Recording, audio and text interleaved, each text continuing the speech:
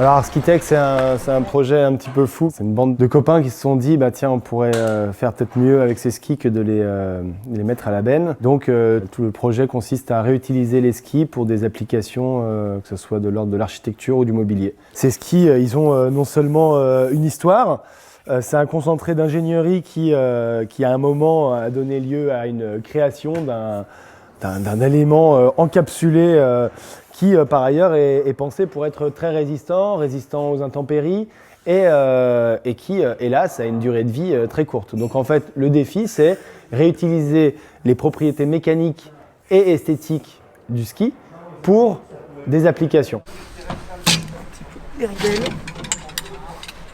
Pour l'instant, Skitech récolte la matière première, c'est-à-dire les skis, que les gens jettent, essentiellement dans 3 lieux de collecte sur le bassin chambérien, 2 déchetteries de l'Agglo et puis à Emmaüs aussi. Je récolte environ une 50aine de paires de skis toutes les 2 semaines, sur donc seulement 3 lieux de collecte. C'est une moyenne, grosso modo. On fait un petit tri dans les skis, à savoir s'il y a des skis qui sont intéressants pour la déco, qui ont une sérigraphie intéressante ou pas. Beaucoup sont des skis droits qui sont jetés. Ceux-là, ils présentent notamment des intérêts structurels, mécaniques. Mais on récolte aussi les monoskis, les snowboards, les skis de fond, beaucoup de skis de fond, pratiquement la totalité des skis de fond. Et puis je fais le démontage des fixations. Là, les fixations, j'en jette à peu près les 3/4 encore pour l'instant, sachant qu'on en garde quand même sur tous les vintage qui servent notamment à faire des porte-manteaux par exemple, ou des charnières avec les fixations de ski de randonnée.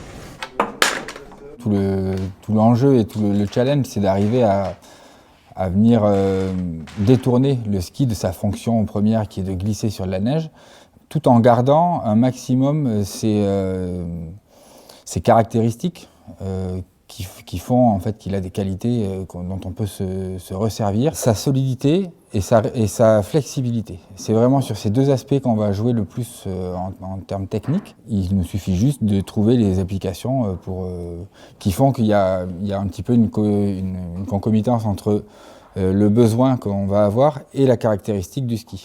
J'ai fait un gros projet de monter une chambre froide en extérieur. Et cette grande chambre froide, il fallait bien l'abriter pour la protéger des intempéries.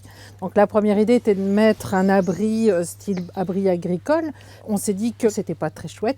Donc on a imaginé protéger la chambre froide avec tous ces skis. Une entreprise sur Chambéry qui travaille à Montmélian, c'est juste trop important. Donc il fallait qu'on allie tous ces différents arguments. Environnemental d'une part, et d'autre part aussi de travailler en vase clos sur les territoires.